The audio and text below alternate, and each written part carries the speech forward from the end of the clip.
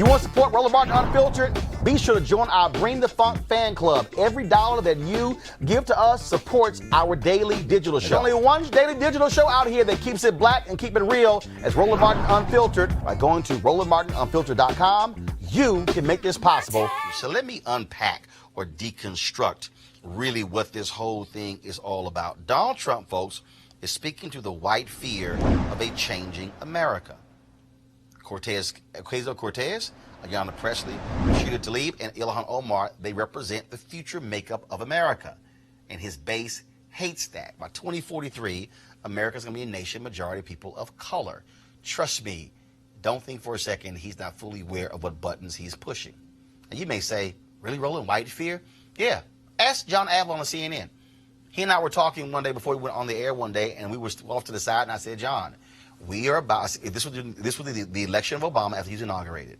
I said, we are now looking at the beginning of what I call white minority resistance.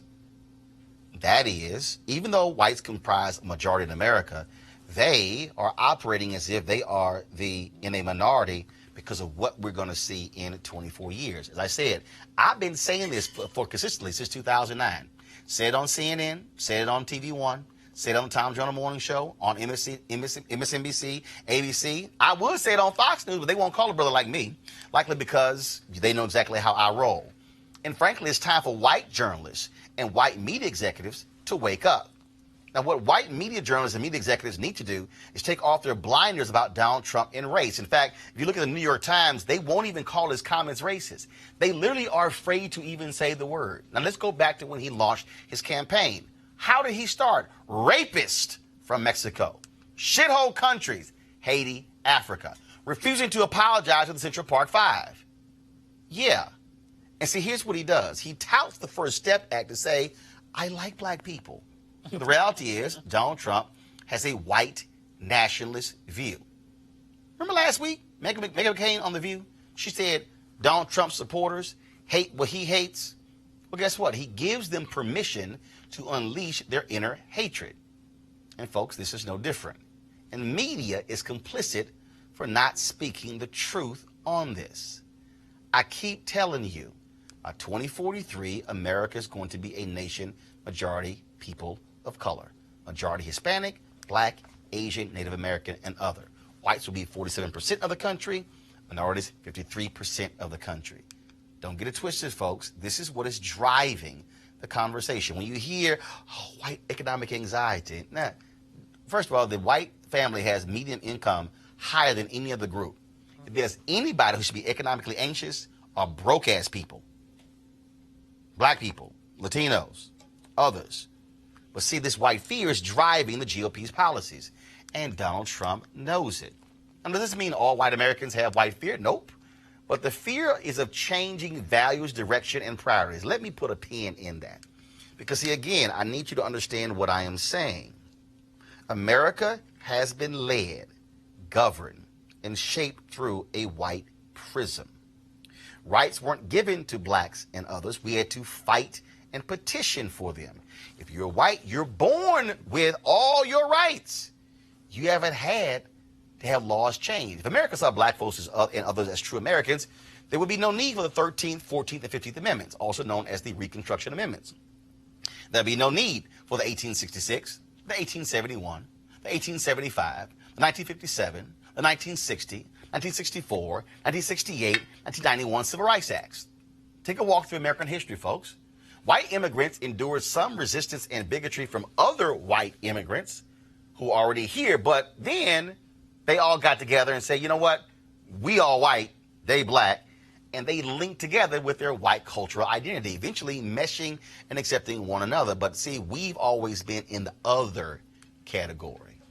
Now, again, unpacking this, what Donald Trump is doing is giving voice to what was pushed out of public voice into the deep recesses of the home and minds. Remember Robert E. Lee, after the Civil War, told his troops to furl the rebel flag.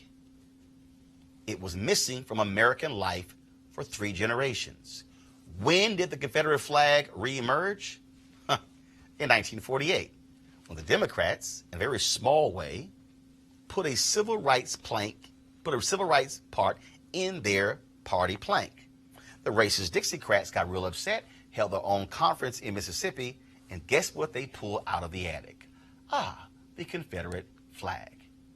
Now remember, this all happened after Republican Herbert Hoover led the Lily White movement on the Republican Party. Then you had that violent racist Democrat, Woodrow Wilson, who embraced the birth of a nation. The history of America can be marked based on white fear and attacks on people of color. And what is typically the driving force? Culture and economics. Guess what's always used as an excuse? Crime. Portray minorities as stains on American due to crime. Just check Donald Trump's tweet. Pull the tweet up, please. What did he reference? The crime in these nations. Pull the tweet up. Here's what it says. Right there. Okay? Worst, most corrupt, and end up anywhere in the world. Next. Come on. Next. Right there. Why don't they go back and help fix the totally broken and crime-infested places from which they came? What Donald Trump is saying is code. What he is saying is these others, they are criminals. And that's where you come from. That's what he was trying to say there. Folks, this racism formed the basis of his presidential run. But here's the key. This is nothing more than his 2020 re-election plan. What did he say in 2016? Only I can fix this. The same racist playbook Nixon ran on in 1968. Oh, Nixon tossed the black folks an economic bone. That's what James Brown stood with Nixon. Trump today touts the black unemployment rate as his racist cover for white fear. Folks, as we stand here to fully explain Donald Trump's worldview and playing to white fear, I think of this scene. How many of y'all remember the movie The Good Shepherd, starring Matt Damon, Joe Pesci? In The Good Shepherd, Matt Damon plays an early CIA officer, and he seeks the help from Italian mobster Joe Pesci. Now, they don't like each other, but they need each other because they have a common enemy. If you want to understand white fear in America, if you want to understand Donald Trump's go back tweet, if you want to understand the history of America in terms of whites seeing everyone else as others, watch this. Let me ask you something. We Italians, we got our families and we got the church. The Irish, they have the homeland. The Jews, their tradition. Even the niggers, they got their music. What about you people, Mr. Carlson? What do you have? The United States of America. The rest of you are just visiting. That 29-second scene explains white America and the rest of us. And the fear is that we're no longer just visiting. Folks, it's time white journalists woke up the hell up, because trust me, this ain't going away. This is going to survive Trump. This is going to continue far past 2043. And folks need to understand exactly what is going on in this nation. Let's go to our panel right now. Dr. Amos Jones DeWeaver, political analyst, leadership strategist, Also, Dr. Julian Malvolio, economist, president emerita, been in college, as well as Eugene Craig, CEO, Eugene Craig Organization. Eugene, you're Republican, your party, filled with a bunch of cowards, absolutely afraid to question this man. They had to be forced to do so after about 24 or so hours because they literally had no choice because it was clearly racist. Before we go there, there was even a news conference today where a crazy man literally said, "I'm not racist. Not I. How dare you?" I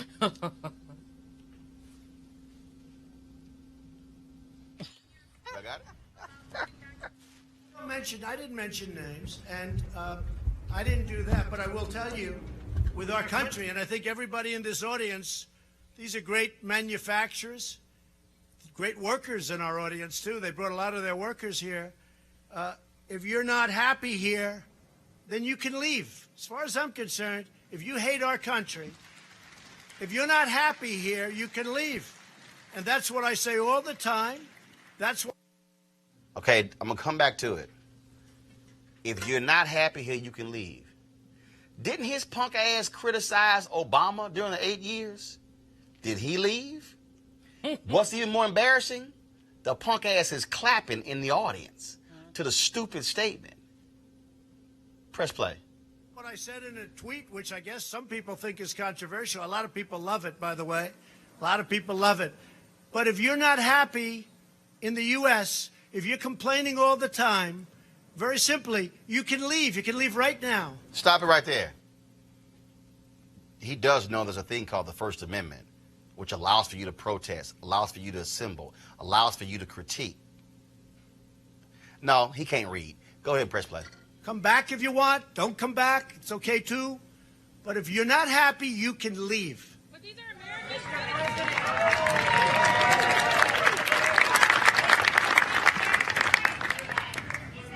Well, that's just a very racist statement, somebody that would say that. So Speaker Pelosi said, "Make America white again." Let me tell you, that's a very racist statement. I'm surprised she'd say that. John, go ahead. Eugene. He definitely tried to pull the old conservative trope. I'm not the racist. You're the racist. It's a lot to unpack there. I'll do a quick rapid fire. Will Hurt, stepped up per usual. He's usually the first to call out the president on a lot of these things without having to be asked to. I am very shocked and disappointed in Tim Scott's statement.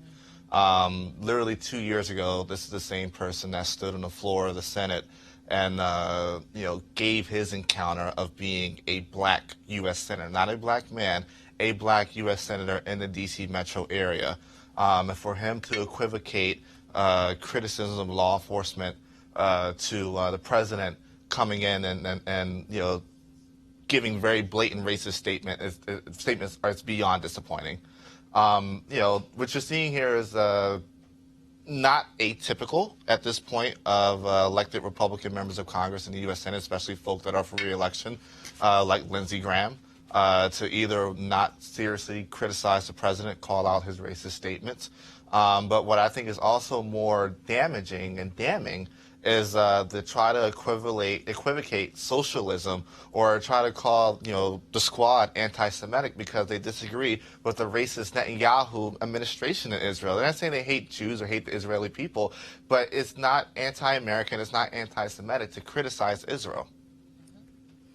The state of Israel, the government of Israel. Julian, not one white conservative evangelical has said a word. No shock. If you go back and read or watch our reading of Frederick Douglass' July 4th speech, the biggest criticism he had in there was for the white church. Yes.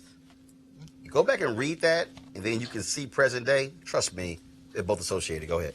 And read the letter from the Birmingham jail, in which Dr. King also called out the church, the so-called Christians who are not Christian. I want to, Roland, go back to 1918 to the lynching of Mary Turner.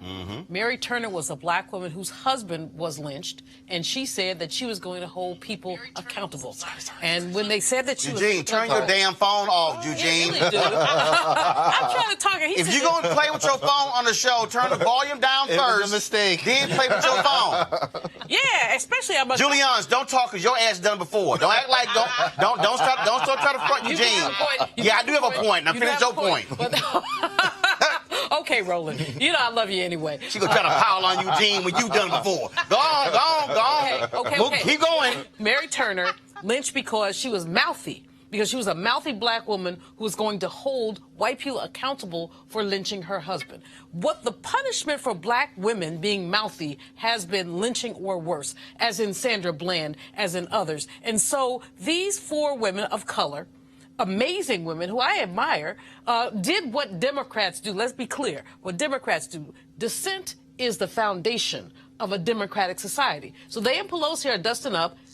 Ain't no biggie. That's what Democrats do all the time. But the orange orangutan gets into it because he feels like he has something to say, which is nothing. The difference between Democrats and Republicans is that Republicans have sworn, they put their hands on the Bible of the orangutan, and they've sworn fealty to him. And no matter what he does, as he said, he could shoot somebody on Fifth Avenue, and he thinks it's okay. But in the image of Mary Turner, of Shirley Chisholm, and of others, we must stand behind these women and also call this idiot to task for this. Yes, it's racist. I mean, so many of us have been told. I used to do radio in San Francisco, and whenever I said something that stupid people didn't like, go back to Africa, I'd be like, send me tickets.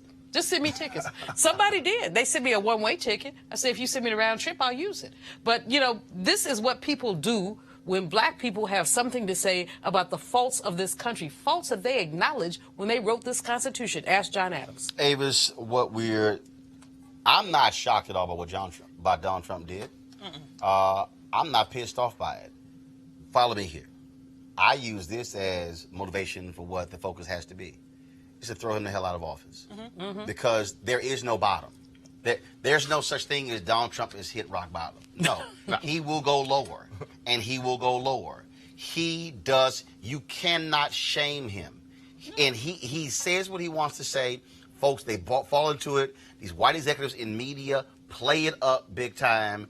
And so the only way to get rid of this cancer is to organize, mobilize, or throw him the hell out. Absolutely.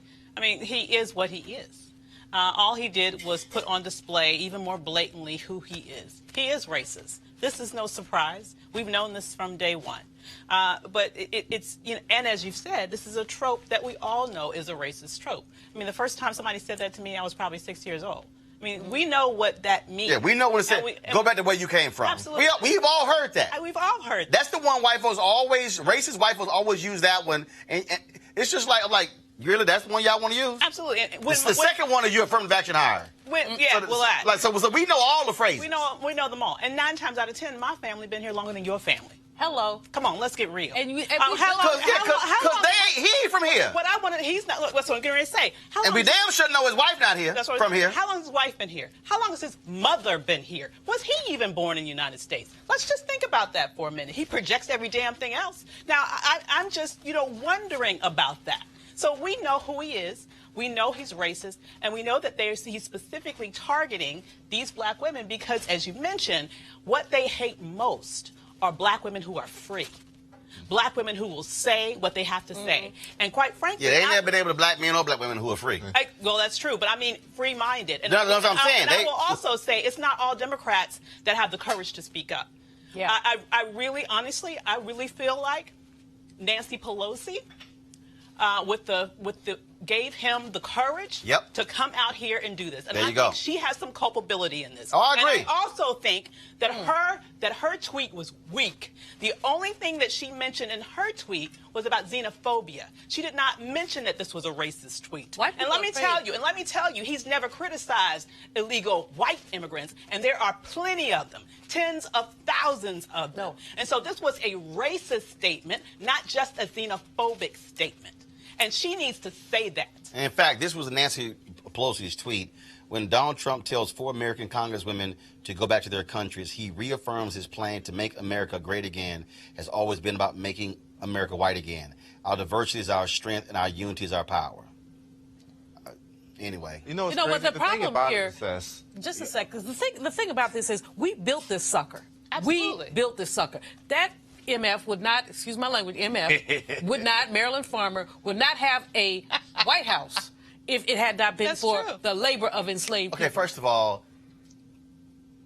undocumented workers work on his damn golf courses, Yeah. his winery, and he's been using them for all his time. And exploiting And he's them. playing these dumb, ignorant, MAGA red hat wearing fools. And I'm like, y'all, he playing y'all. His daughter, all her stuff ain't made in America. No, all this No. stuff Made in is She made. get all kind of patents in China. Hats, his Make America Great hats are made in China. That's how dumb they are. But again, but they're falling for this nonsense because in the history of America, when broke white folks had economic problems, they did not blame everybody else. Who do they blame?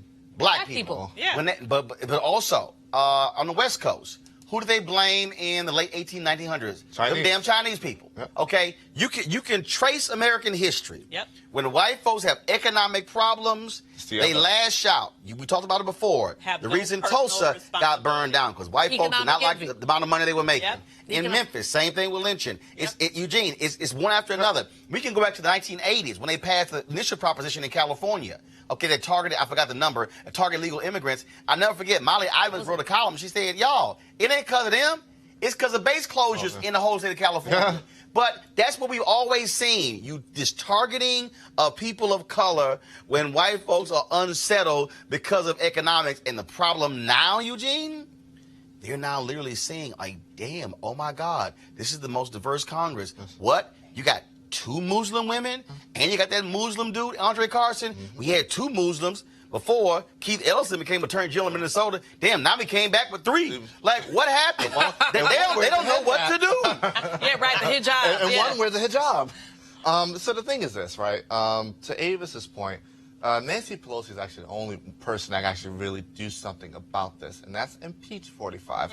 And she doesn't want to go down that path, but she's going to end up being forced to go down that path. But this country absolutely has always blamed the other. It's one of the reasons why the work that Dr. Barber's doing is so important to, somewhat wake up poor white folk up. That look, your economic situation isn't because of brown people or tan people or black people. It's because of other white people. Yeah. This is, again, I need everybody to understand. You can't just make this about Donald Trump. Exactly. I'm telling you, this is white fear. Yep. And I'm going to close this out so I can get you to understand what you're dealing with here. When I talked about morals and values and culture, okay? When you hear Ocasio-Cortez, or when you hear Presley, or you hear Ilhan Omar, or Rashida Tlaib, when you hear them talking about how we view the American flag. See, white folks have been raised. It's the flag. Oh, my God. Wrap yourself in it. Oh, my God, the glory of the flag. But see, for us, we also know the flag has been used for oppression. Mm-hmm. And so our view is different. What you have to understand is how America was created. How that whites have been trained to view America. As Jackie Robinson said, I ain't saluting that flag. I ain't standing for that flag. And folks said, well, what's wrong with him? He served in the military. Mm-hmm. That's the real deal here. The reason the Colin Kaepernick case was so controversial, because he had an alternative view of the national anthem and the flag. That's what I mean by culture. What I mean by culture, folks, is that the beauty standard in America has been a white, blonde, blue-eyed woman. Now the problem is, damn, we got to consider other people. Okay, they already pissed off. Look, it ain't even like a new thing now to see a black Miss America. Because, hell, what we want, about 8, 9 by now? They don't know what to do. Okay? All right? Why do you think it was such a visceral reaction with Tiger in golf? Serena in tennis? Because you had black folks who are now going into typically white spaces, and they're now succeeding. That's what's going on here. So when I talk about this worldview, that's the real issue. The worldview is changing. This nation has been constructed through a white prism. Now, it now has to be seen through a black prism, through a Latino prism, through a Muslim prism, through a female prism. It was a nation that was built for white male landowners to have power. It's in the documents, y'all. All you got to do is read. And so, don't think, oh, and that's why Joe Biden is wrong as hell. Joe Biden thinks, oh, defeat Trump, we go back to normal. That's the problem, Joe. We ain't trying to go back to normal. Because we've known normal for 400 years. And that bullshit ain't work for us. Hey, folks, live look right now from the United States Congress, the floor of the House, where Democrats are pushing forward a resolution condemning Donald Trump's racist remarks. Let's take a listen. And it belies a fundamental misunderstanding of our nation's promise that we are all created equal and that everyone has a role to play in building a more perfect union, not just white Americans, every American. We hereby recognize these words for what they are: offensive, hateful, and the people we represent deserve better. As a co-sponsor, I believe we must call out hate wherever we see it, whether in our own houses or in the White House. I urge all members to support the resolution. Words matter. Thank you, Madam Speaker. Reserve. Gentleman from Georgia, reserve. Gentlelady from Texas. I'm pleased to yield 1.5 minutes to the distinguished gentleman from Georgia, Representative Lewis. Gentleman's recognized for 1.5 minutes.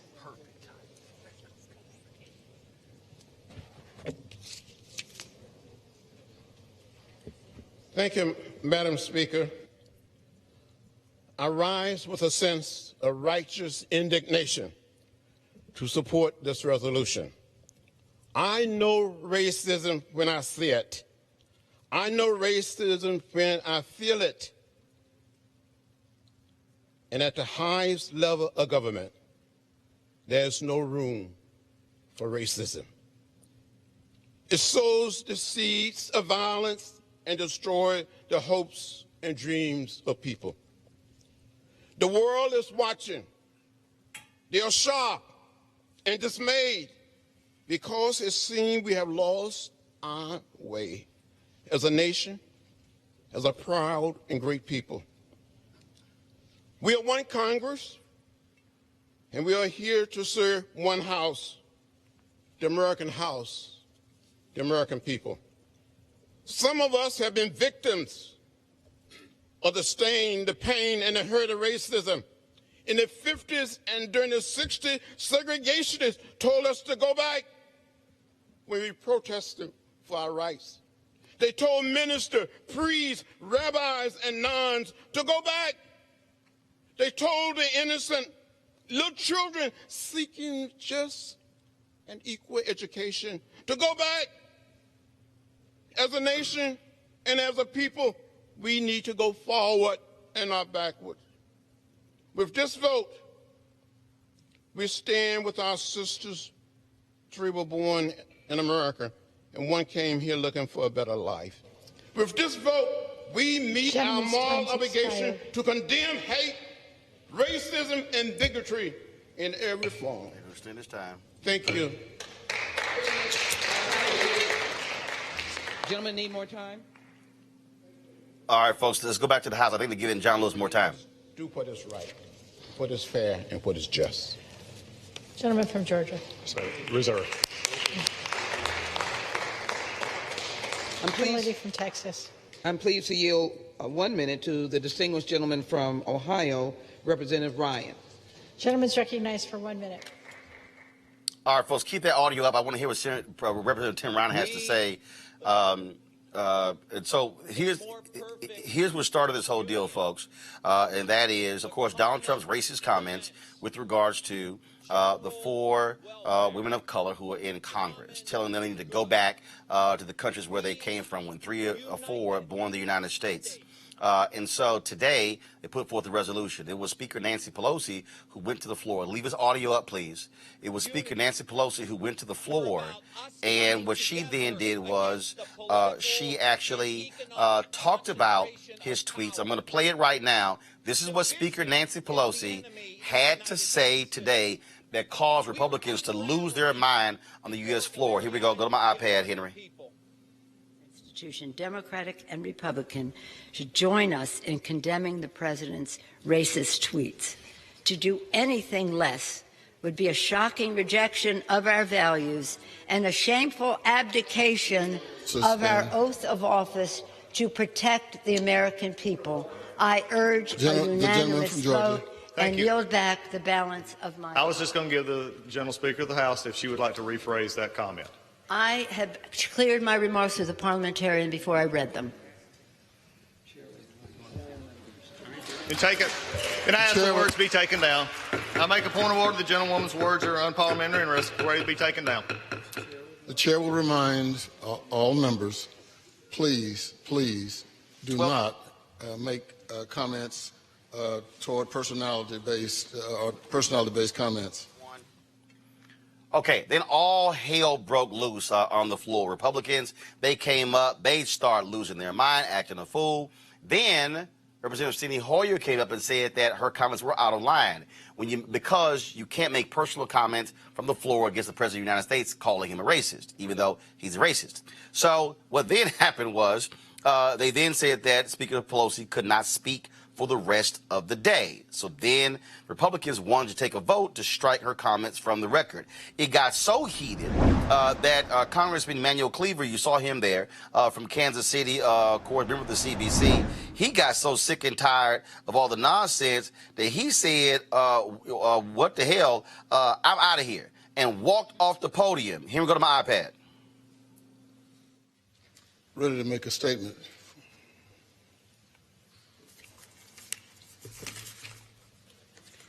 I came in here to try to do this in a fair way. I kept warning both sides, let's not do this, hoping we could get through. Ms. Japal had a situation where we could be in here on another motion to take down words of a friend of mine. But we don't ever want to pass up, it seems, an opportunity to escalate. And that's what this is. I'll dare anybody to look at any of the footage and see if there was any unfairness. But unfairness is not enough because we want to just fight. I abandon the chair.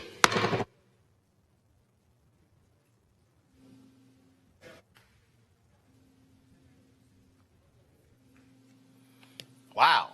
It was Congressman G.K. Butterfield of North Carolina, another CBC member who then stepped to the podium. So what then happened, they took a vote to strike Speaker Pelosi's comments from the record. That failed. Then they took a vote to restore her speaking privileges. That passed. Now they go back to the debate over the issue of whether or not to issue a formal resolution condemning the comments of Donald Trump. Suffice to say, lots of drama. And also just to understand, again, just how absolutely crazy this whole deal is. We also, earlier today, outside of the White House, Kellyanne Conway, of course, one of, what's his name, spokesman, she actually said, some of them said, you talk about just nuts. They had this news conference, and she literally asked a reporter, what was his ethnicity?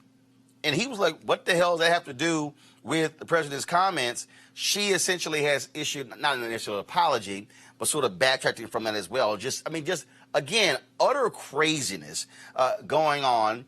Donald Trump, he loves all this drama. Of course, he's probably sitting in the White House, happy to hear his name being talked about.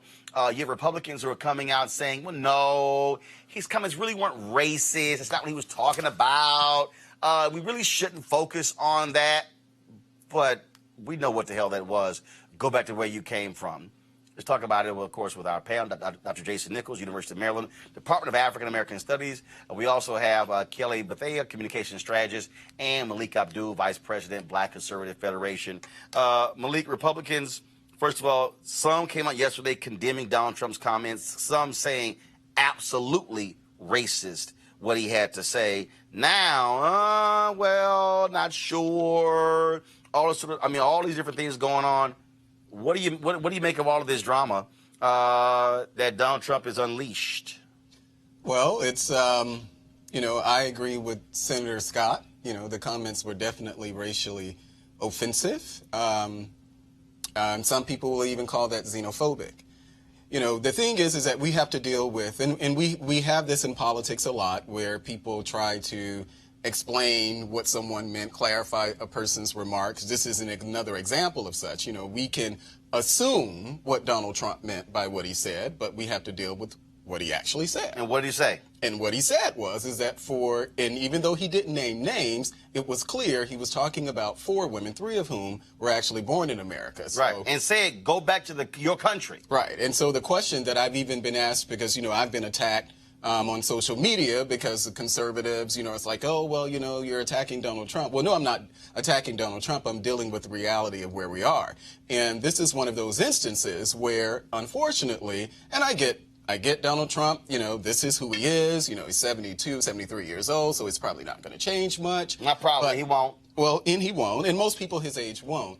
But what I do know, and my message to not just the president, but just to conservatives in general, is that if your interest is in encouraging more black people to affiliate themselves with the Republican Party, then we have to be able to say, and we need our white conservative friends, our Republican friends also to say, okay, well, he went a little too far here.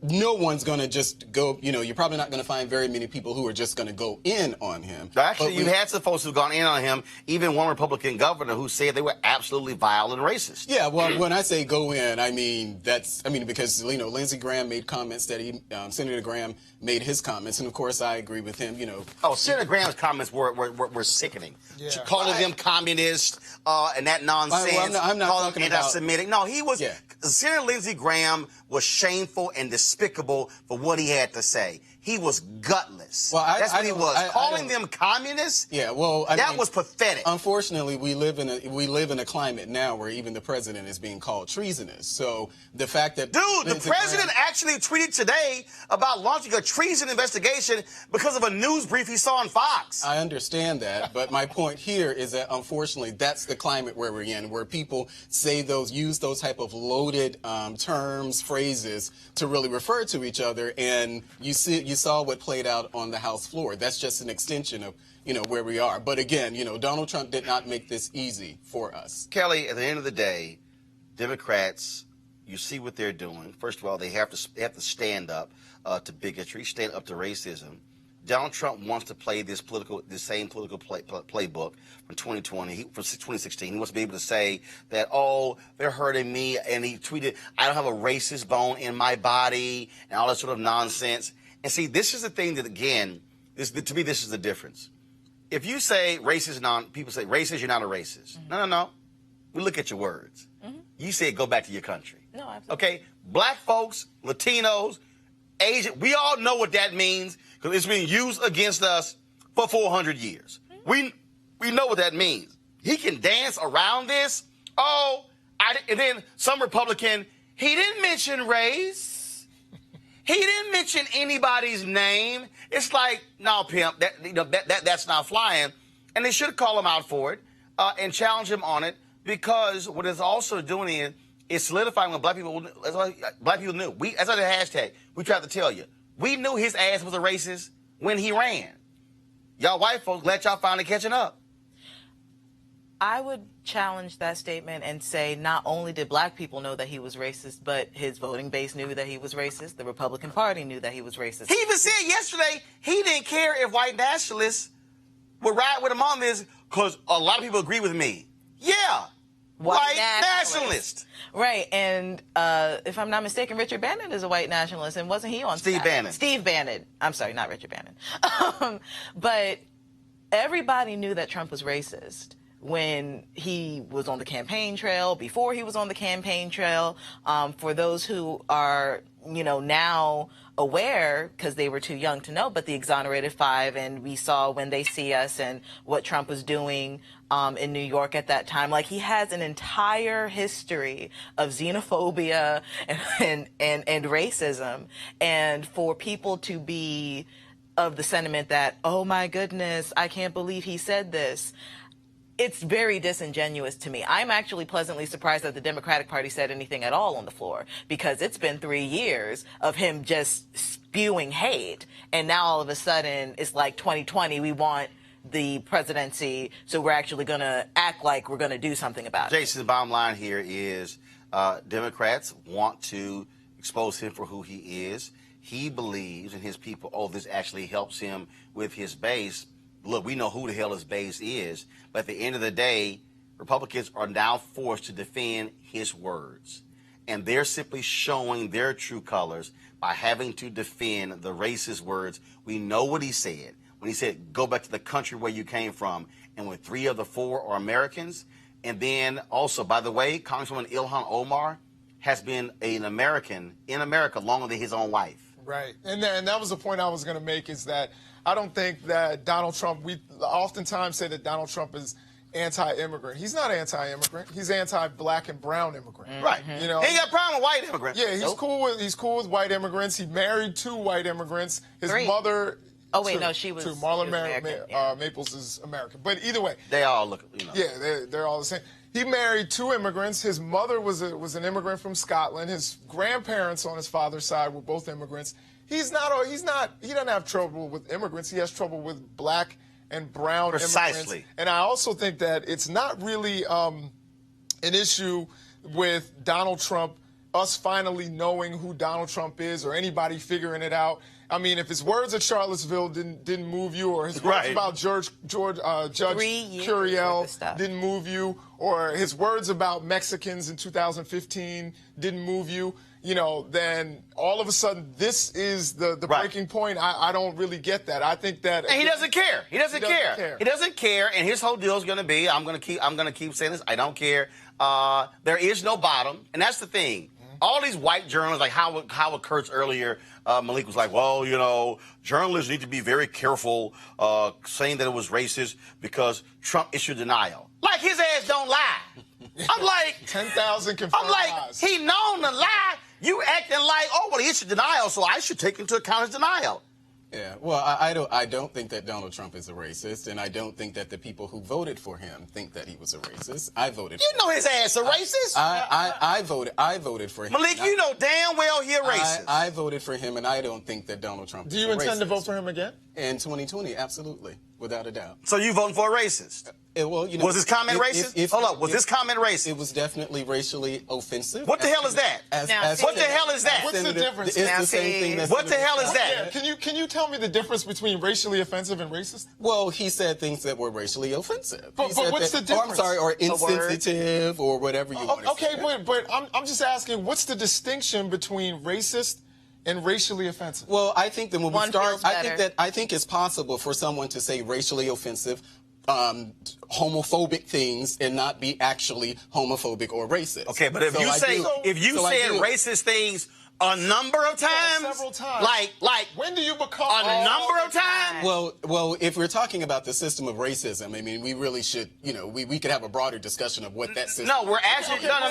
Stop. We ain't discussing the system of racism. I know, I'm sure all of us know, and that's why the same comments, you know, the things that I said on this show before, you know, the things that Louis Farrakhan has said that were anti-Semitic. You know, we're gonna go with Louis Farrakhan. Is Louis Farrakhan president of the United States? But it doesn't matter. No, it does matter. But it doesn't matter. It does matter about things that we have accepted. Is Louis Farrakhan over the U.S. military? Does Louis Farrakhan have the nuclear codes? Does Louis Farrakhan? No, come on. Louis Farrakhan gets to sit on stage alongside. Hell no. Hell no. We are not about to flip. Well, of course. No, we ain't gonna flip this to Louis Farrakhan. We are talking about the person. But he said homophobic. This man is the standard bearer of your party. This man leads your party. This man controls your party. And I've disagreed so here's my point. I've never voted for Louis Farrakhan on anything because he's not a But I know many of us who've actually nice try. First of all, voting for and supporting. We ain't even going down the Farrakhan rabbit hole because it don't work. It's not a rabbit hole. No, it is a rabbit hole because you want us to chase. No, this is the question, Malik. This is the question, Malik. You asked me. You said racially charged. And I said, what the hell was it? What is that? Racially charged? Is that what it was? How many racist statements before you become racist? That's my question. Well, for me, it's hard to conceive someone being racist pursuing the policies that he's pursuing like what? that are beneficial to black and brown. Like what? Personally. So we're talking about the criminal justice reform package. We're talking Let me ask you a question. No, wait, hold on. Let me ask you a question. Who instituted affirmative action? Who was that under? Oh, I don't remember. Richard Nixon. Okay. Who ran on the Southern Strategy? Was that Nixon? Nixon. Yeah. Who also launched the war on drugs where one of his own advisors, his notes revealed that it was specifically targeted at black people? That was Nixon. Richard Nixon. Who used the N-word himself, who degraded black people in recordings in Oval Office? Richard Nixon. So the shit don't mean nothing about affirmative action if his other actions were also race-based. So to say that, oh, well, first of all, the First Step Act, let me be clear. The First Step Act ain't an act for black people. It's an act for anybody. Well, it's part prison. of a criminal justice reform package. And so if we're judging him by the same standard that Obama and any other president. So his immigration policy helps black and brown people? Well, you mean black people who are here? Black and brown people? You're saying that his immigration policy, TPS, sending Haitians back to a place that was violent and where they had uprisings. Hold on. Not just Haitians. I don't also trying to cut the rug underneath from Liberians who were in this country. Calling those countries shithole countries. Making it clear that he wanted more visas for white immigrants. But I don't think the immigration So I understand you disagree with that. No one's calling you a racist. I don't think the immigration policy is racist. When does someone become racist? If they made several racially offensive statements. You know, when honestly... It's like if you cheat on your girlfriend once, when do you become a cheater? If you've cheated 17 times? You know, well, when can we call a spade a spade? That's my question. You can, but I think we use... Okay, so he's a racist. Do we agree? But no, we don't agree. And I don't agree with the comments that John Lewis said, because John Lewis also said similar comments about John McCain. And of course... Said what? Well, hold on, say what? You don't remember the comments that John Lewis What did he say? He said that voting for John McCain would take us back to the days of George Wallace standing in the schoolhouse door. And he what line? Oh, so now... If you are advancing policies, if you are advancing voter suppression policies, you're taking us back to George Wallace Day. Was that what John... Yeah, okay. Is that what John McCain was doing? Nice try, Malik. Because he said the same thing about Mitt Romney. Nice try, but this is real simple. You voted for a racist? Yeah, and you're going to vote for a racist I'm again? I'm going to vote for him in 2020. Right, and the reality is, what that says is, you don't give a damn what he has to say about black people. Well, that's your opinion. No, that's what it's revealing. I'm going to die black, so the fact that you... Yeah, but you also ain't got a problem with your Mississippi Confederate flag. But you're not going to challenge my blackness on this show. No, I'm not. Hold on. I'm not because you can't tell me what I'm concerned about as a black man. You can't tell me what I'm concerned about as a black man, or I can't be concerned about black people because I'm voting for Donald Trump. So what I said is you're voting for a racist. That's what you're doing. Well, that's your opinion. And that's what you know. That's a fact. Well, that's your opinion. What you're doing. That's your opinion, and I just disagree. So, fact of the matter is, so yes, I'm you're voting for a racist. You voted for a racist. Despite whatever you're going to still vote for a racist, and that's undeniable. Folks, the House voted down an impeachment resolution today introduced by Congressman Al Green of Houston. He wanted to begin impeachment proceedings against Donald Trump. He has certainly earned it, but Speaker Nancy Pelosi, she has been arguing for them to take this very slow. It's been a contentious several weeks since, of course, Bob Mueller released his report laying out potential obstruction of justice by Donald Trump. He left it up to Congress to make the determination. He said he could not do so because of this silly memo written during the Nixon administration saying that the president cannot actually be indicted, which is actually BS if you say that somehow he's above the law. Let's talk about this right now with Mike Brown, former DNC Finance Chair Committee, former Vice Chair, DNC Finance Committee, and also A. Scott Bolden, Aloysius Scott Bolden, former Chair, National Bar Association, PAC. I was joking about that. Is that what the A stands for? My name is A. Scott Bolden. Just call me Scott, sir. What does the A stand for?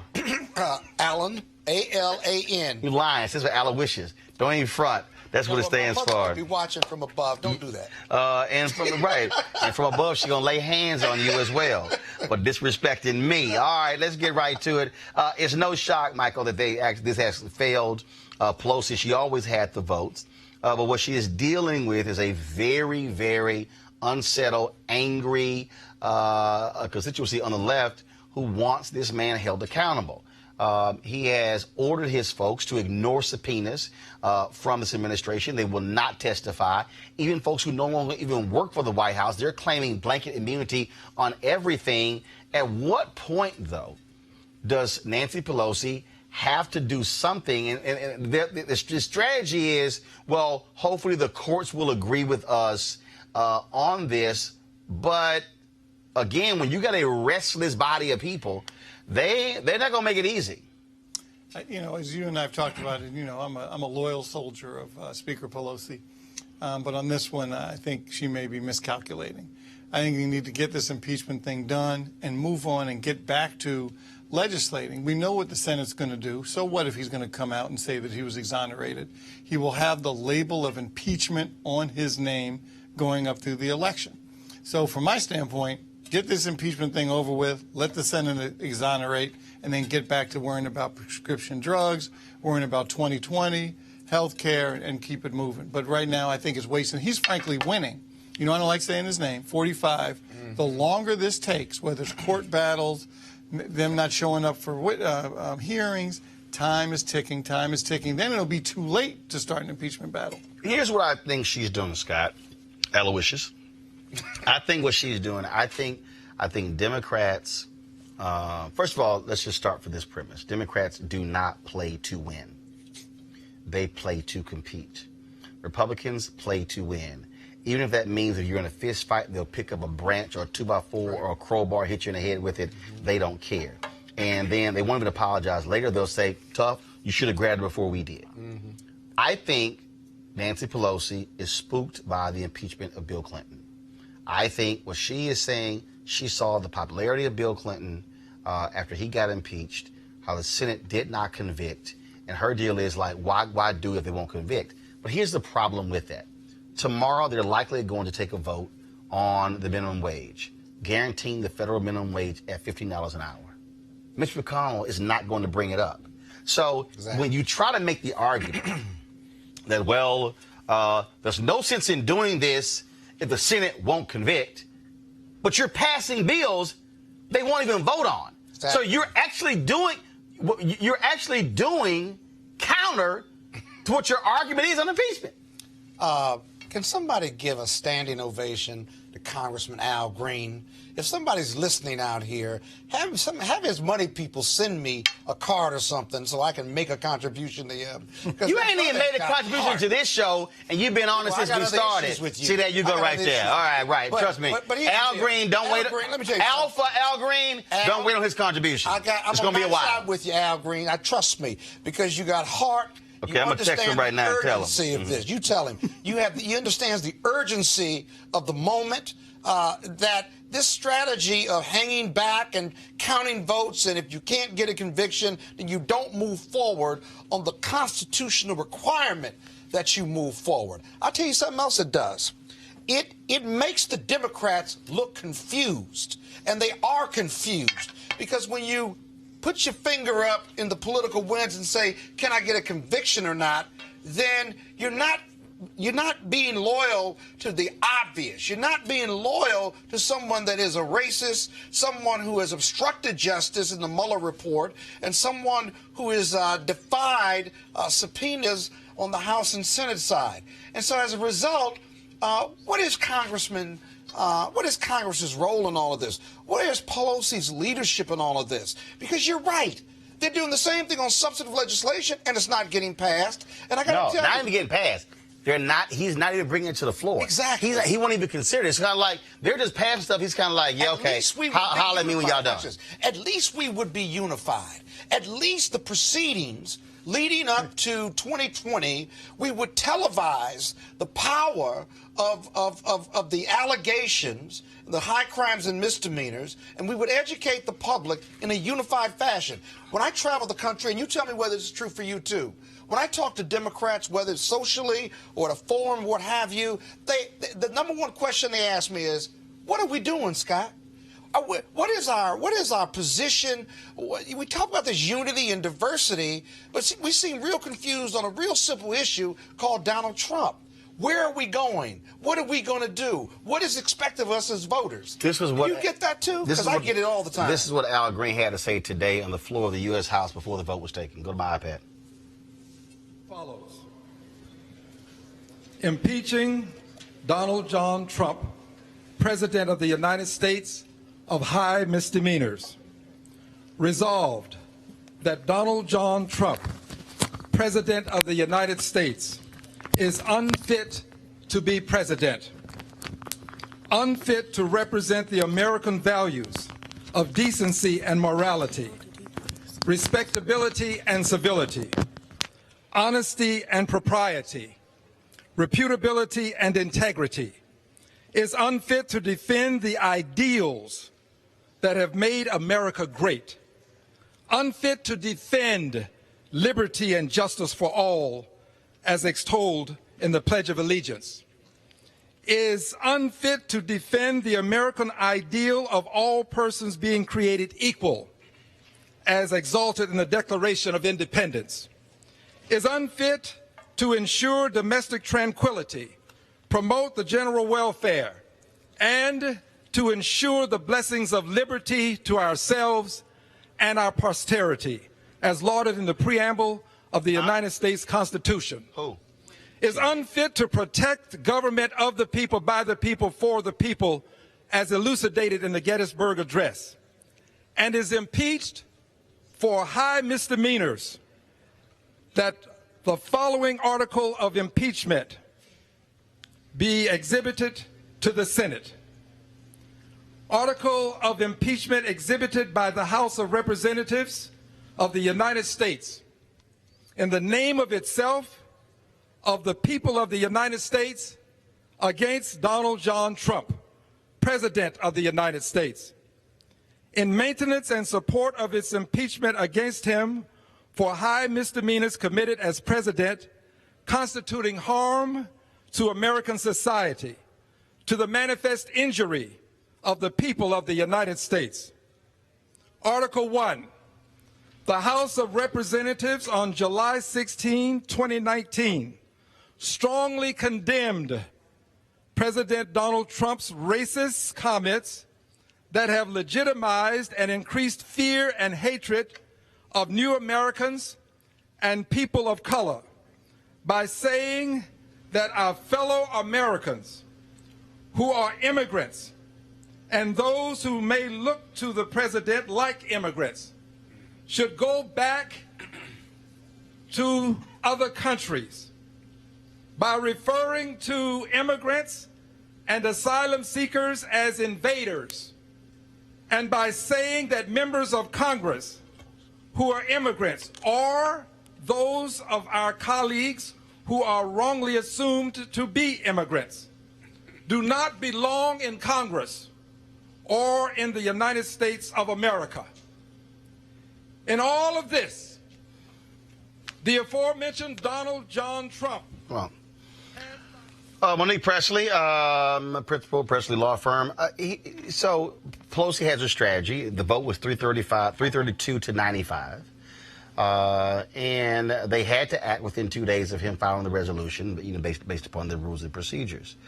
Do you agree that what Pelosi is doing, taking this thing very slowly, is the appropriate task? Does it make Trump look emboldened, look stronger by pretty much saying, to hell with everything y'all do, I'm not going to send anybody to Capitol Hill, they're not going to testify, we're not going to go down. In fact, also now Bob Barr is now trying to get the Democrats to delay their contempt vote for him and Wilbur Ross, the Commerce Secretary. Do I agree with what Pelosi is doing? No. Why? Because we're past the point where we can make political decisions and justify them in that ultimately down the road it will get us to the right thing. We're at the point where people who are brown and black and woman and man and I mean horse, dog, cat need to see that there are leaders whom, when we elect them, will do the right thing for the sake of it being the right thing and will bear the brunt of the consequences for that and will blaze a path forward from the right thing that is done. There's no doubt in my mind, I'm a supporter of Speaker Pelosi. There's no doubt in my mind that she knows that Donald John Trump is a criminal. She knows that he should be impeached.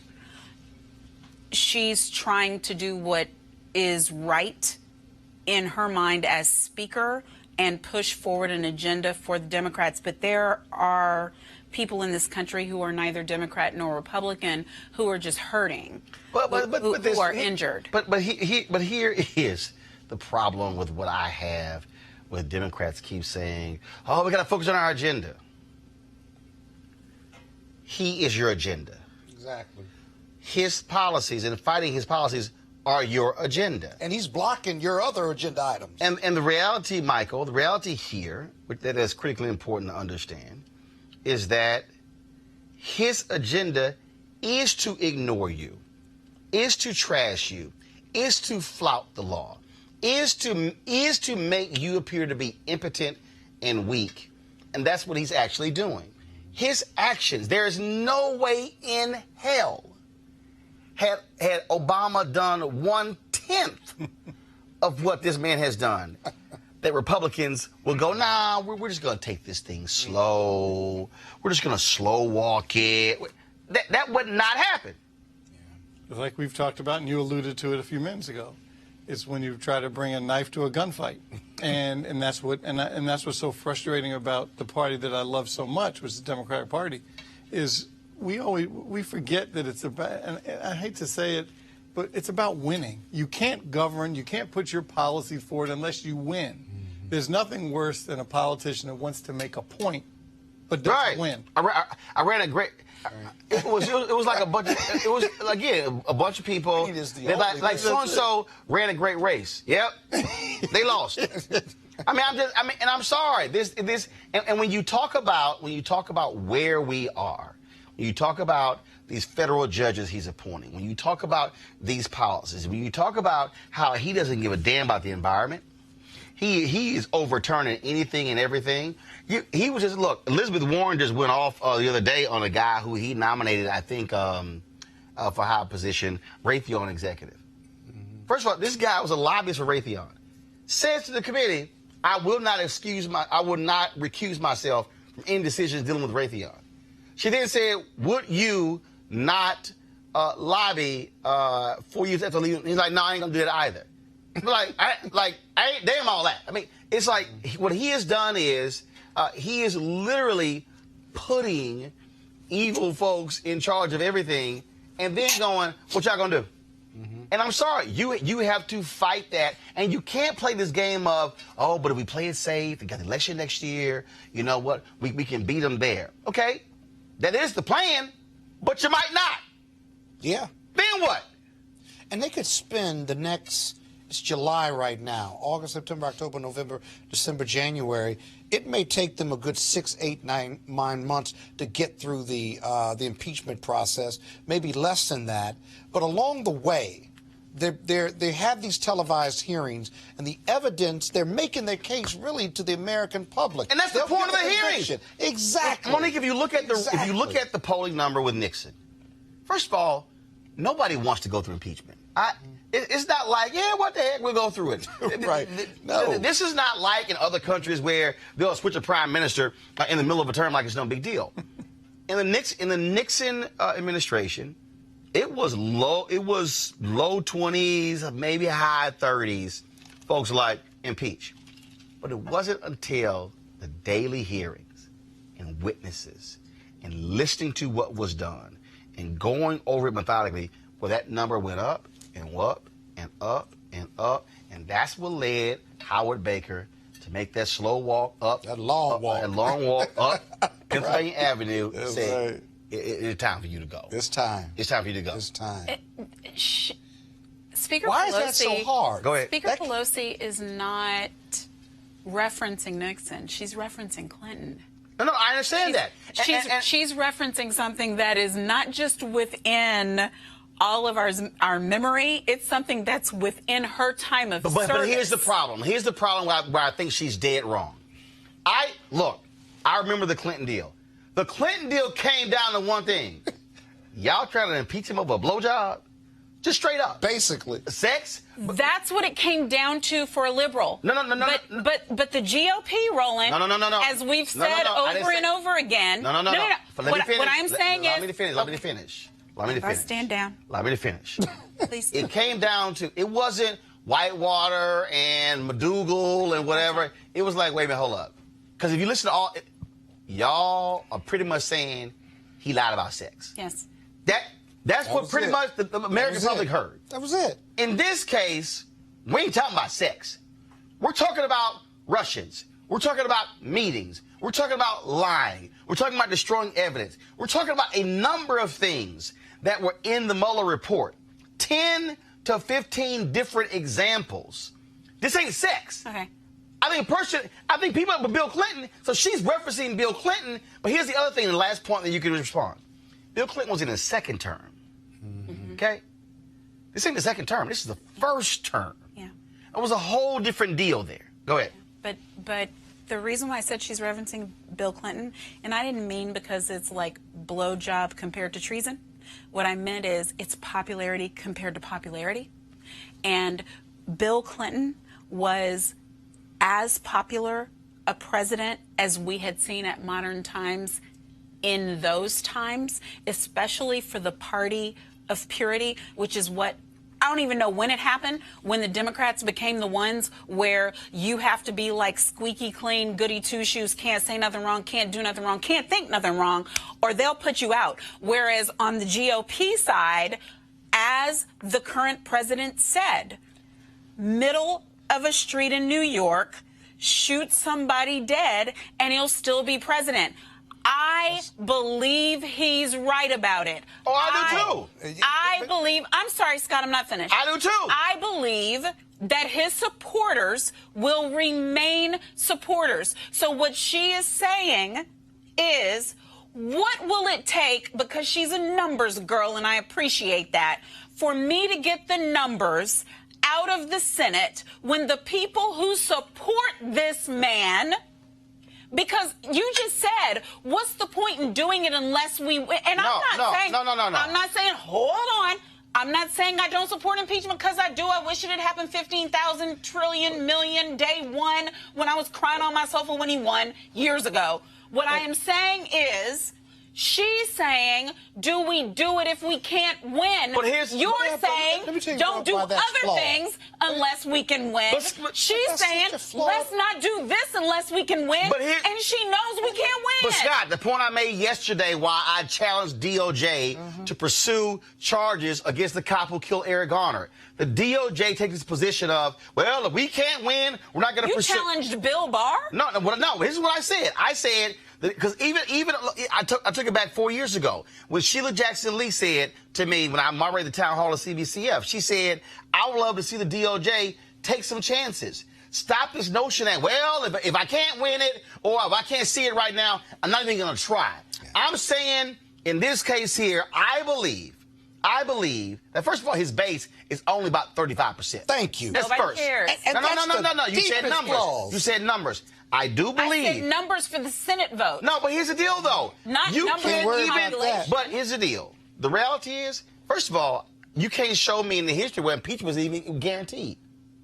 Impeachment is never guaranteed. Right. So there's no such thing as, oh, I'm definitely going to win over there, so let's go for it. Right. No. But here's the deepest flaw. In fact, but here's the piece, though. How many times in American history have we gone down impeachment? Right. 3 times. But Hold on, no, wait. How many times? 3 times. The first time, what happened? He wasn't convicted. Resigned. No, he wasn't. The first time, which wasn't Nixon, it was Johnson, wasn't convicted. No. The second time, he resigned. He resigned. Right. Because he saw the wins. Didn't work. The third time, he wasn't convicted. Was the result of the same thing that happened with Johnson. Wasn't convicted. But the bottom line is, we got zero chances of success. But the bottom line is, that doesn't matter. Here, look at the flaw. Take the shot. But again, it does matter because with Clinton, there was no third term. You don't. You all really want to compare Clinton's popularity to Trump's popularity. No. What I'm saying is, but there's no comparison. Trump is eminently more popular. No, he's not. Yes, he is. No, he's not. Oh, my goodness. Please let me jump in. Yes, he is. Let me tell you okay, all right. He has never got more than 40% of the freaking vote, and let that's alone why he's whether not he's supposed approved. to be president, Whether he's approved. He wasn't supposed to win, was he? He can't grow because he can't get above 40%. Doesn't matter. Those diehard Trump supporters are going to support him no matter what, yes, right? They will. That's fine. Well, what does that have to do with whether you're going to impeach him or not, or whether his popularity will get him elected again, even if he underpolls? That doesn't make any sense. He was never as popular as Clinton was. So why is that even in the equation? And by the way, we promised America everything that Donald Trump was going to be, and he's kept those promises. He still hasn't grown, and that's why he's got to go. Hillary Clinton, which was a flawed candidate, only lost the presidential election in total by roughly 66,000 votes. When you tear away all the stuff in 3 states, about 77,000. Yeah. 77,000, right? Nothing's really changed in 2 or 3 years, other than we've lived with Trump confirming everything we promised America, right? Do you see all the why Democrats? Let me just finish. If all the Democrats just get a decent candidate together, right? Put him through the impeachment process when you're talking to independents, Democrats, and all of America, and he keeps talking out the side of his neck offensively the way he is, what do the Democrats have to be scared of except success? If the Democrats, what you should be concerned about is if you send the signal you're not actually ready to go to war. Right. You voted against impeachment. Mike, that's the easy piece right there, Mark. They voted against impeachment. Michael, they have to have people fire out enough who will believe that you're willing to go to war. What do bullies do? What bullies do is they punk you until you step back and fight. And then that's what he's doing. He's punch him back. And right, what he's doing now is just punking everybody. He's punking his own party, punking his allies, punking people around the world, except for Putin, of course. And until we step up and say, and that's why I think the impeachment, that's the really only tool that's going to mean something. I mean, this little psych game he's playing, oh, I want to be impeached. No, he doesn't. Who wants to be impeached? He's daring. No, nobody wants to go through that. He's daring him. Monique, so the question is, will Pelosi take the shot? Will she stand up to the bully? Take the shot. Will she do it? Take the shot. So the reason why I called it the Puritan Party is because of what Attorney Bolden just said. Even in the midst of all of this, where we're talking about this amoral jackass. Will you stop talking? She talking. I was talking to Mike. No, but I can hear you. But Go ahead, see, because there's no respect. And what I'm trying to say is, Scott, that when he spoke of Trump, he still, when referencing Secretary Clinton, said, which was a flawed candidate. That's what we have going on the liberal side. You have a literal one who flew over the cuckoo's nest nincompoop on the other side, and we are still calling Hillary Clinton, the most qualified person to ever run for the office in the history of people running for this office, a flawed candidate. She was flawed. Okay, she was flawed. She's flawed the way you're flawed, I'm flawed, great. We're flawed. But she was a flawed candidate. But the fact that in the United States of America, if you're liberal, you can't have any history. You can't have flaws. You can't have, I mean, the reason why that man is on the wall right now, they can't see it on screen, Barack Obama in all of his glory is on the wall, is because he could do 8 years with no scandal. I dare you to put 3 million other black men in a room and find one who could do it. You're talking Roland. The Democrats, but here's the piece. But Monique, hold on. They're trying to be smart. No, but here's the deal, though. I think sometimes I do believe that sometimes you can be so smart you're dumb. And I think there were many instances where Obama was very smart, but they got done with it. And what did he do for black America? No, but here's the deal, though. And the reason I'm saying that, because politics is a contact sport. And the reality is when you are facing an opponent who does not care. Doesn't care. Who does not care about process. Can't be shamed. Who does not care about morals or values. Right. Who does not care. You're dealing with Mitch McConnell. Who would stand there and tell Democrats when they were in control of the Senate, this thing should be done with process and decorum and things along those lines. And then when he becomes majority leader, he says, blue slip, don't care. Oh, the rule where I need both senators to agree, don't care. They even had one federal judge where the Republican senator in Wisconsin did not agree moving forward. He was like, don't give a damn. That person going forward. Why would you bloody yourself if you can't win? If No, you've got a president who doesn't care, and you've got McConnell who, you know, to me is the one man who really should not have all that power. No, but here's the deal, though. But here's what you do. Here's why you do it. No. It's not even bloody yourself. You do it. Oh, it's gonna be no. You do it because you make it perfectly clear. You got the White House, and y'all control the Senate. What's the only thing that I do? I control the House. And so I'm going to take you through the ringer. I'm going to put the evidence in front of the American people. I'm going to have the hearings. I'm going to show everybody and see, and they don't want that. Because what they don't, which is why it was a sham when Barr came out and gave his interpretation of the report, and all these idiots in the media said, he was cleared. As opposed to going, can we read it for ourselves? Right. And then when the report gets released, it's kind of like, that's kind of not what Bob Barr, that's not really what happened. Like so we may not want to reconsider. What I'm saying is, to your point, I can't take the bully down unless I throw a punch. That's right. But if I don't throw a punch, it's going to embolden him. Now, I see they finally decided to get some guts. Folks, just a moment ago, in the vote of 230 to 198, the House voted to hold Attorney General William Barr and Commerce Secretary Wilbur Ross in criminal contempt of Congress for their refusals to turn over key documents tied to the 2020 census. Let's go. To me, that's useful. Huh? Let's go. Useful. Yeah. That's immediate. Yeah. Okay. That's all right. Okay. enforceable. For the person at home, what the hell does that mean? It means that if they anybody in handcuffs, perp walk. That's in the foreseeable future. It's not like not with a Republican U.S. Attorney's Office hearing.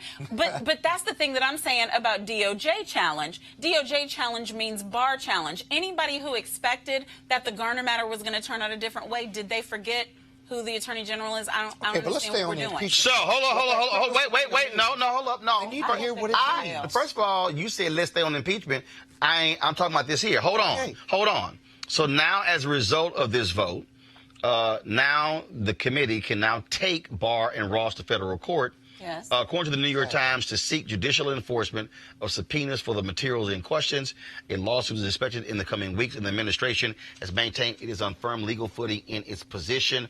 Also, what you have here, obviously, by this decision, first of all, the action refers them to the DOJ for prosecution. Exactly. Well, the DOJ ain't gonna do it. It's run by Barr, ain't gonna do it as well. But also it adds them, because prior to this, Eric Holder was the only member of Congress, only cabinet member ever held in contempt by Congress, and so now he has some company. And then it was squashed. But the question here is really, again, if you're Democrats, what is your next step? Because again, this man does not care.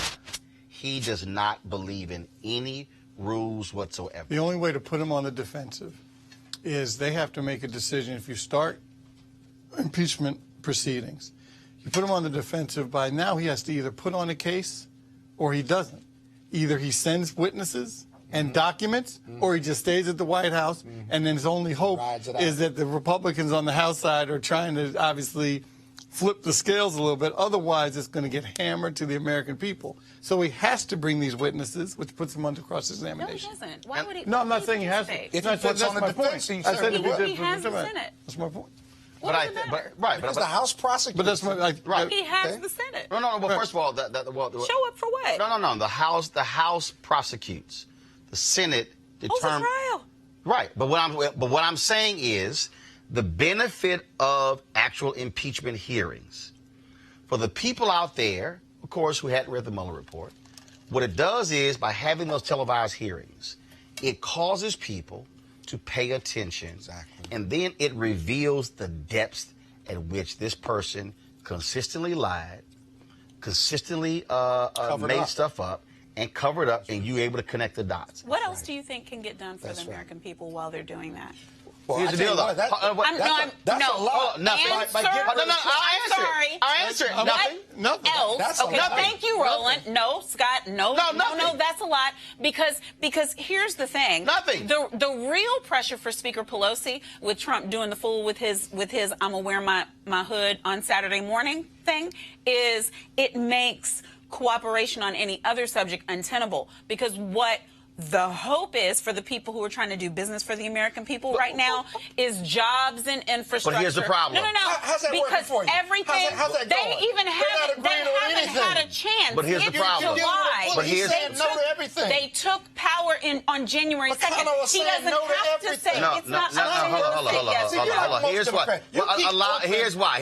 That God is going to deliver Republicans and Democrats, I'm not talking about prayer, Scott. I'm really not. I'm only really just trying to talk about being interrupted. That's my only goal for today's show. You got to fight. You got no choice but to fight. And the Democrats need to start fighting now, or they're going to continue to get their butts kicked. And right now, the Republicans and McConnell and Trump are kicking their butts, and you keep trying to figure out a way to get around it. You got to go through it. You got to put your boxing gloves on, or draw whatever weapon you're going to have, and get out. There's nothing left. He can go. Tomorrow, he's going to tweet and start calling black women on the House side out of their names, B's, H's. What are we going to do? We're going to impeach him and not impeach him. What are we going to do? We're going to censure him again and say how awful it is. And then what if he starts using the N-word towards us? And the Republicans and the GOP say, well, he didn't really mean that like that. Well, I don't even know. Yeah, taken out of context, right? And then what are we going to say? We're going to censor him again. This president is not a president. He is not just a bully. He is a dictator who is supported by a GOP in a democracy that is completely being undermined. And the only way you can deal with this is to use force against force. I believe Democrats want to hold their fire. I believe. They keep threatening him. And I fundamentally believe that what you don't want to put yourself in a position is to look up on the Wednesday after Election Day, November 2020, and then it's sort of like a coach who had 2 timeouts. Didn't use them. Yes. And you in a post-game news conference, and you talking to the news media. News media like, why in the hell you ain't called timeout, dog? You had timeout. What were you thinking? And you're like, well, no, you didn't call timeout. That to me, I just believe when you're going up against a thug, that's right, you got to swing. Let your hands go. So let's see what happens. And the final comment. The question really is how you swing, because it's July, right? 1919. Yes. I'm so yes, sorry. July 2019. I'm sorry, I'm exhausting you, Scott. Here's the thing. I am with my timeout, what I would rather do is say, hey, out there, everyone who's going to see this, register to vote, because whether they start impeachment proceedings tomorrow or not, when it comes time to re-elect or to newly elect a president of the United States, this same fool is going to be in the White House. And what you need to do is go now and register so that you can make sure that the next president of the United States is not Donald J. Trump. Now, whether they start impeachment proceedings today, and I hope they do, because I don't like my cousin being called a slave and an imp and a Negro. It's not your way, and don't start with me right now. What I am saying is, no matter what they do, it's going to take a while. And the reason why we're in this position is because we didn't go out en masse and vote. I want to change that so we don't have to fight this fight again. And the next time we talk about this, we can be talking about people getting some jobs and some health care and black women not dying in Georgia of childbirth more than other people, and et cetera and so on. And, things that really matter. I will end this. I will end this segment this way. I said this on Tuesday about the important to register, mobilize, and organize. I still believe, though, while you are doing that, you still whoop his ass when you need to. Talk about last night where you pretty much had a Klan rally taking place in North Carolina. Donald Trump, the rally was supposed to be on the same night Robert Mueller was going to testify before Congress. That was delayed a week, but it still continued. This is what took place last night in North Carolina when Trump spoke. And obviously and importantly, Omar has a history of launching vicious anti-Semitic screeds.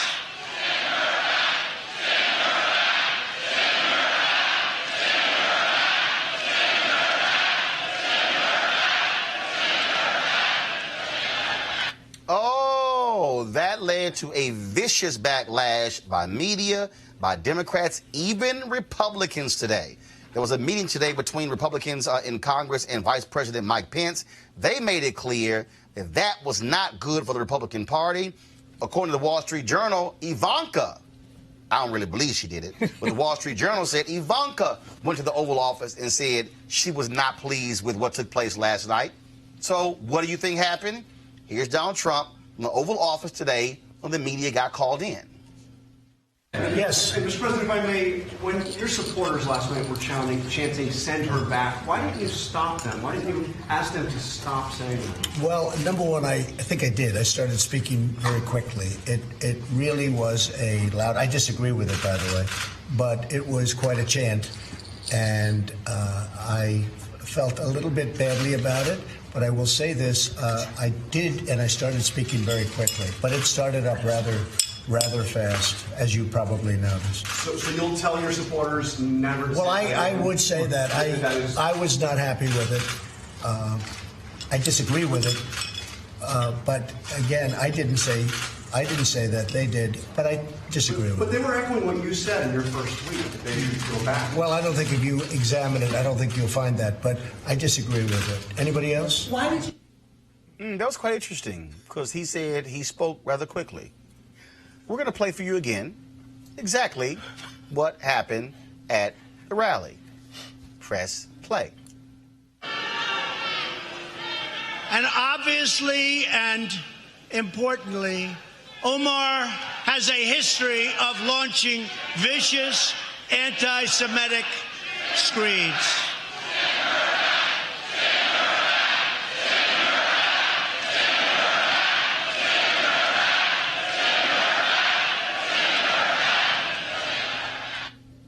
Did y'all see at any point where he talked quickly? No. He waited about 13 seconds.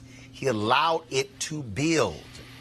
Well, things have gotten really, really wild when it comes to outside of that. Again, Republicans are realizing how bad this is. In fact, many of them are stuck in a quandary because some are trying to defend what took place. One of them is Lindsey Graham. Oh, my goodness. I swear he just lost his brain because Lindsey Graham was like, well, you know, if somebody was Somalian who was wearing a MAGA hat, I'm quite sure that he wouldn't want them to go.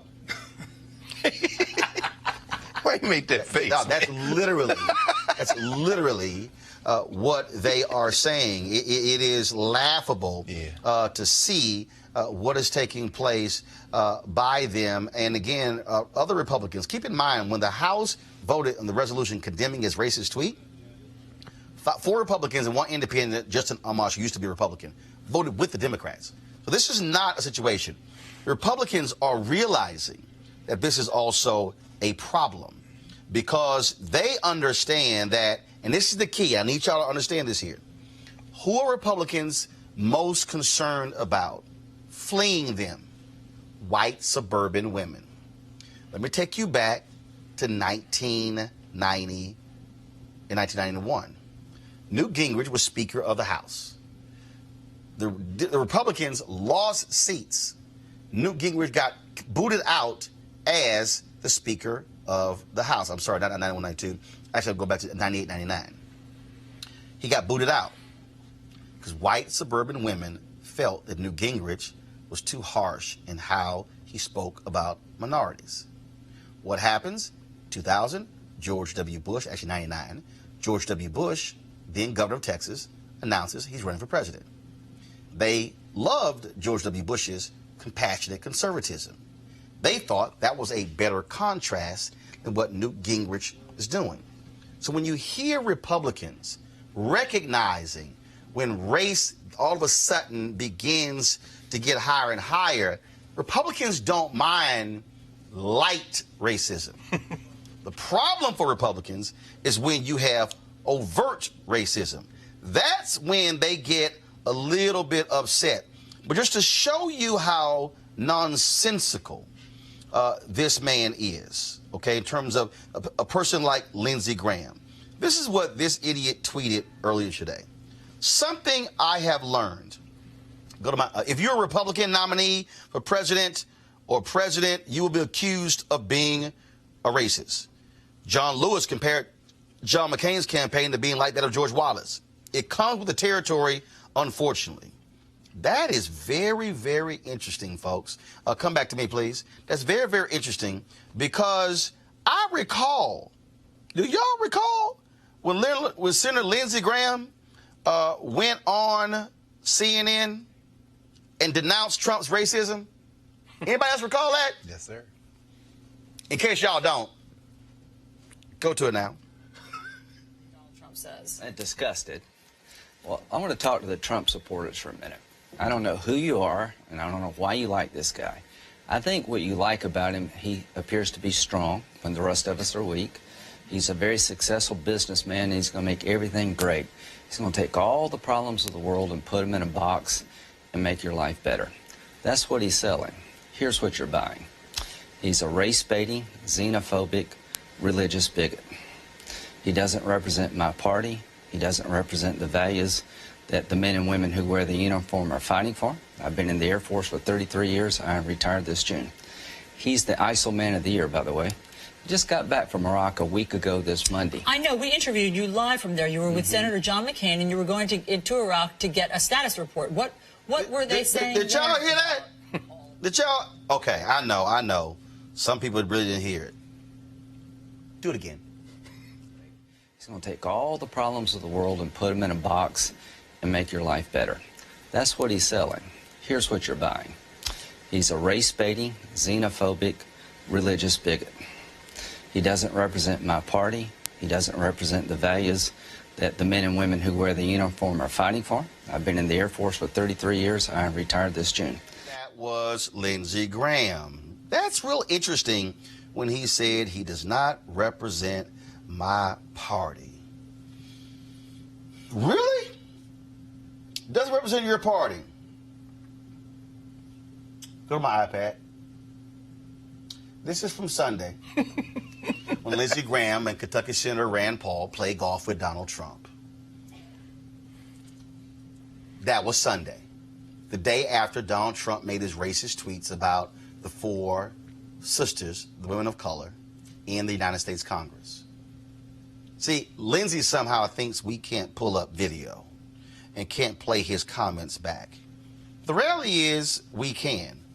And what we have to understand is what we're dealing with are people who want to defend racism and bigotry, such as Kevin McCarthy, who is the Republican minority leader in the House. Listen. I think you said a short time ago that the chants of send her back have no place in this country. So why is it a problem when people chant it, but not when the president tweets it? The president clarified very clearly that he did not tell somebody. He talked about the love of this country. No, he said they should go back to where they came from. He clarified inside his tweet, if you want to read the clarification of his tweet, he talked about the love of this country and said if you don't love this country, you can leave. That's a fundamental difference. And that's what the president is talking about. You really think these lawmakers don't love their country? I didn't say they didn't love their country. They have all the rights of their country the same way. The president did not name the individual. He said, if you do not like this country, you can leave. But the president talked about building on this economy, making it stronger. There's a clear difference in this. And you watch, I didn't get to see the rally, but I saw a clip. The president didn't join in any chant like that. And I think it's really wrong that you would even challenge this president when you look at the First Lady is foreign-born as well. So I think the question is out of base. Yes. Senator McCarthy, last night as we were hearing these chants, the president just stood there. He didn't intervene. The president moved on with his speech. But if there is no place for these chants, as you said, does the president have a responsibility to cut this out? For those who were at the event, and I was not, I didn't see it, but I did talk to somebody there, he said it was a small group off to the side. What the president did, the president did not join in. The president moved on. He moved on about a speech about a country and the things that are building and right. That's what the president did. Has it become so far that you want to dislike the president so much you're going to accuse him of trying to do something he did not do? From the places that he moved on in the speech, he never joined in it, and you want to try to hold him accountable for what something in a big audience? Are you going to hold him accountable, too, for whatever any protesters or something else does it? I think that's an unfair position. So he has no responsibility to turn to his supporters and say, that's not fair. What he did in his responsibility was right. He moved on to make them stop in the process. That's exactly what the president did, and the president talked about the greatness of this country. Is that what he did? It was a small group off to the right. Press play. And obviously and importantly, Omar has a history of launching vicious anti-Semitic screeds.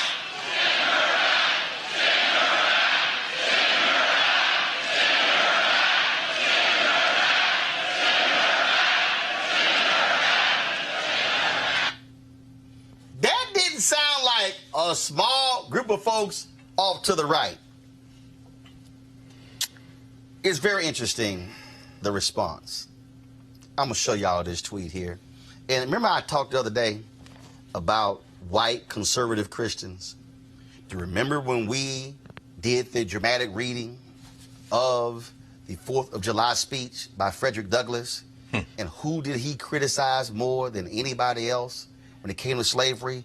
White conservative Christians. This is a tweet that was sent out today by North Carolina Congressman who's from Greenville, North Carolina, Reverend Mark Walker. Though it was brief, I struggled with the send her back chant tonight referencing Representative Omar. Her history, words, and actions reveal her great disdain for both America and Israel. That should be our focus and not phrasing that's painful to our friends in the minority communities. Just for all of you who have never read his bio, he was a pastor for 16 years. Representative Mark Walker. Used to be Reverend Mark Walker. What I'm trying to get you to understand is you are dealing with white Republicans who are desperate to defend white supremacy, and they want to they think that we're Houdini, they're Houdini and David Copperfield. No, these things are not happening. Trust me, what you see with your eyes is an illusion. What you hear is an illusion. No, what we are hearing and seeing is reality. Dr. Greg Carr, Cleo Monago, also joining us via Skype. We have, of course, Erica Savage Wilson, Savage Politics Podcast. Greg, it is amazing to watch the contortions that Republicans put themselves in, trying to explain to us, no, these things just did not happen, when it is overt appeals based upon race. Absolutely. Well, their signing pen has overflooded. Donald Trump, who clearly stopped aging at age 14, mostly developmentally, because no, it wasn't, I don't have it, whatever.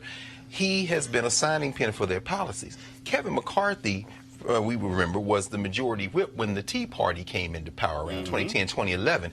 He's angling to be Speaker of the House so they can take the House again. The same Kevin McCarthy who they did not want to be Speaker of the House. That's exactly right. That's exactly right, Roland. Again, I mean, you always walk us through the politics, man. People have such short memories. What McCarthy can't do is alienate that rock-hard base that Donald Trump has figured is anything he needs. All Trump thinks he needs is a little third and a half, and he can steal Wisconsin again, maybe steal Pennsylvania, maybe steal Michigan again, get it close enough to steal, and hope that they can suppress the vote enough for him to be president. He's only caring about himself. The only other thing I see is when you play that CNN clip, Lindsey Graham was running for president. He had not yet gone on the golf course. And when he attacked somebody for saying anything about John McCain, never forget, it was John McCain that loosed Sarah Palin on the world, and that's where these kind of chants started, including physical threats against Obama at McCain-Palin rallies. And when a racist white woman stood up at a town hall, Erica, and said that Obama was not an American, wasn't born here. That's right. It was Senator John McCain who said, no, ma'am, that's not right. Yes, he was, and he's a good man. The reality is Lindsey Graham has completely sold his soul to the devil. What he has done is simply said, Donald Trump, have your way with me. Do whatever you want. I will support you in every single way. That's what he has done. That's why Jamie Harrison is running against him in South Carolina for the United States Senate. That's why all these Republicans are tucking and running. Even Mitt Romney had the audacity, the unmitigated gall to send a tweet out saying he was happy to see the president disavow the comments last night when he actually stirred them up, Erica. Oh, absolutely. And I agree with Dr. Carr. It is so important to be hysterically sound in this moment because shortly after that, votes were taken by the House to condemn Trump's tweets. In an interview that Trump did, he followed up by saying very plainly that what he felt like should have been the headline are the 187 Republicans that stood with him, meaning that this party is nothing more than a reflection of modern-day Trumpism, and which is, from what we saw with that rally that happened in Greenville the other night, this is a modern-day Klan rally, which is held together usually by people who are in some level of enforcement. That would usually be chiefs of police and sheriffs. Well, this time it is the actual president of the United States who, when we pan out and we look at what you shared with the audience, you not only see people who are of the boomer generation, you're also seeing people who are millennials, folks who are just coming into the world, young people. So I think that all of that is very important as we continue to move forward, condemning what is the obviously and plainly stating the truth on every front. Cleo, there are some people who are probably watching saying, why are you giving him so much attention? I am laying all of this out because what we are doing is what mainstream media will not do. What we are doing is showing the direct link between comments, between policy, between agenda, between, and not just for re-election in 2020. Today, people don't understand, today, while national media, listen to me, y'all, was focused so much on Donald Trump's comments and booking all these white folks on television to discuss race, today, the United States Senate moved forward on 2 more federal judges who refused to state that Brown versus Board of Education was properly decided by the Supreme Court in 1954. What you are seeing here, now here's the deal. This is a tweet right here from Vanita Gupta, Leadership Conference on Civil Rights. Reminder, McConnell has now helped Trump confirm 129 lifetime federal judges while ignoring House-passed legislation that would ensure equal pay for equal work, protect immigrants, fix our democracy, reauthorize the Violence Against Women's Act, advance LGBTQ rights, and more. The bottom line, Cleo, is I'm trying to get people to understand these folks are not playing. If people watching us right now plan to sit on their ass and get caught up in the same BS games in 2016, oh, I don't have the perfect candidate, I'm not going to vote. And let me be real clear before Cleo says this. All of y'all watching who say, Roland, you're trying to get folks to vote Democrat can kiss my ass. There are 2 parties running. Right. There's Trump and there's Democrats. I don't care how you feel. Y'all can run with that Jill Stein BS like in 2016. Y'all can holler, wish there was a third party. Ain't one. Nope. Right. You're going to have 2 choices, Cleo, and they are hell-bent. If that man gets reelected, by the end of 4 years, he likely will have appointed upwards of 50% of all appeals court federal judges. And how many more on SCOTUS do you think? That's policy. He's going to get against Cleo, go ahead. I'm sorry. Of that, all you just said. Whatever you want to talk about. Your address. But I think it's important to reiterate something, and this just came out of what you just said. I have to say something else earlier. Is that? Hold on one second. We got an issue with your microphone. In fact, so come on, let's fix it. And again, does it work? Hold up. I think it was buried. So can you hear him now? Okay, we got you now. You got it buried. Go ahead. Okay. I do a lot of conversating with black folks across the country. I'm sure we all do. So I'm not saying I'm the only one that does. I got you. And it's important, Roland, that the Democratic Party pull out at some point some substantial issues that people can grab to. It's not going to be powerful. It's going to be a very weak position to say vote against Trump, and that be the mantra. The Democratic Party has to have some specific legislation, a specific agenda for people to pay attention to it. Because one of the things that some of us don't realize, those of us who have these strong political perspectives, is that black people in particular have been dealing with discrimination, murder, police brutality, disenfranchisement, regardless of who the president is. Right. So there's a lot of black people who feel like, I'm not saying I agree. I got it. Who feel like it don't matter who the president is. some brothers I've spoken to, some of them were out of college that you're going to talk about later, who felt like Trump, now this is crazy. So I got it. You're probably going to get real upset when I say this. I already know it, but go ahead. They feel like Obama didn't have no balls, and Trump got balls. Since being a black man is not working for me in this society, I'm going to vote for balls. Even though what they don't realize is Trump is actually trying to cut your balls off. Well, I agree with that. But here's a piece. Here's a piece. But see, we got to deal with what is going to be broad. Right. No. But here's the point. What's going to be broad from the federal? But here's the point. Here's the point why I'm laying this stuff out on a daily basis in this way. Is that the federal judiciary, yes, sir, is an agenda. That's right. Absolutely. Because if you are black, come on, brother, and you want to file a racial discrimination lawsuit, that's right, and a class action lawsuit, and it gets filed in federal court, and they kick it out, as a federal judge. And Roland, that kind of information is what needs to be broken down instead of telling people to kiss your ass. No, hold on. I'm doing both. Because hold on. Don't do both. No, Cleo. Do that part. No, I have to do both. Here's why I have to do both. Because what I'm trying to get people to understand is that people are sitting here going, you're saying vote Democrat. No.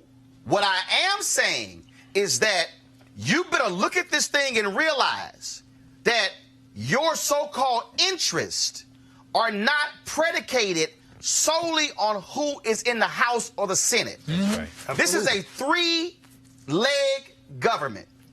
Judicial. Come on, brother. Federal bench, Supreme Court. Legislative, House, Senate. Executive, White House, President. Whoever's in the White House then determines the judiciary. Absolutely. You can have 100 black members of Congress. You can have 100 Maxine Waters. You can have, matter of fact, there are 435 House members. You can have 435 Maxine Waters. Right. You can have as many as you want. That's right. But if they are in control of the federal courts, laws passed can be declared unconstitutional. Right now, federal judges, right as we speak, federal judges are determining whether the Affordable Care Act is unconstitutional. That's right. Federal judges are determining the laws that are unconstitutional. Everybody forget the Supreme Court invalidated the campaign finance law. That's right. McCain-Feingold. That's right. The Supreme Court said that giving was free speech and invalidated the law. But Roland, what seems to be frustrating you is that people don't understand. No. What's frustrating me? No. We're doing. First of all, we're doing our job. Right. You are. No. What's frustrating me is that people are getting caught up on what's on MSNBC, CNN, Fox, all the rest of the networks, and not listening to places that are unpacking.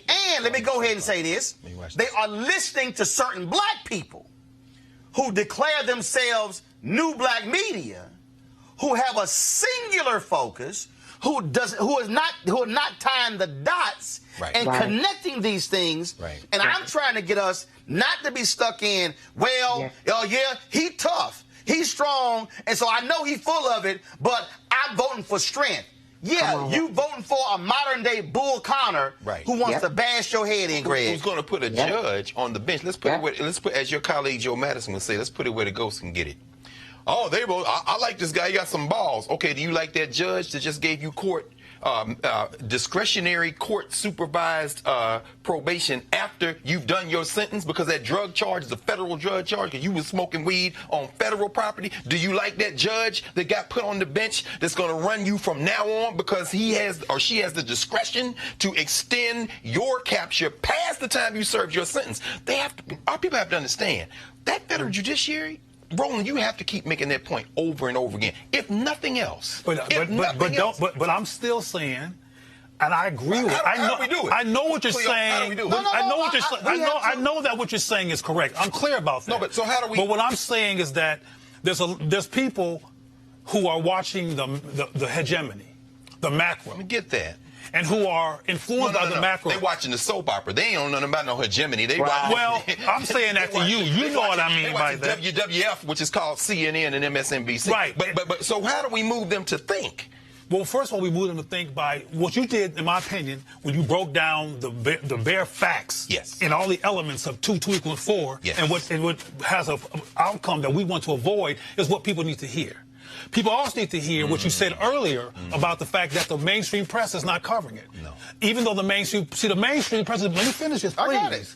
The mainstream press is being very seductive. They're acting like they care about what's the president's name? No, they care about the entertainment. They're acting like they care about the Trump is racist. And oh my God, now CNN is racist as hell, and you know that they're infrastructurally racist. But they're acting like now, oh my God, he's so racist, and they're playing us and getting our attention off of people like yourself in terms of comparison. And so I don't want us to get mad at black people for being. Let me finish this one thought. I'm not getting mad at black people. What I'm getting mad at are folks who are caught up in superficial, who are not paying attention, and the folks who are deliberately, let me be real clear, because see, we got to understand, there are black folks who are deliberately misleading black people. That's true. See, here's my deal. If you want to come at me on the facts.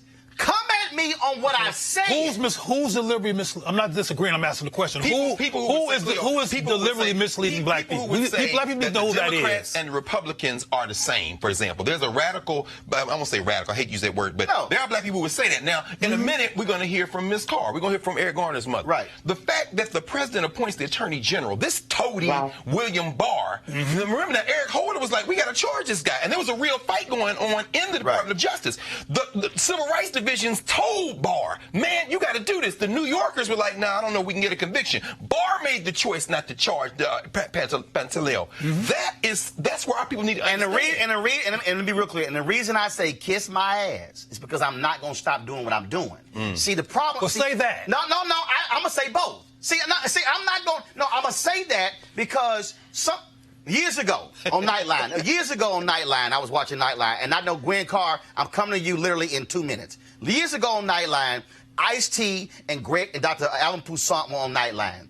And Ted Koppel was asking Ice-T about cussing in albums. And Ice-T said, Ted, you got to understand, black folks cuss for emphasis.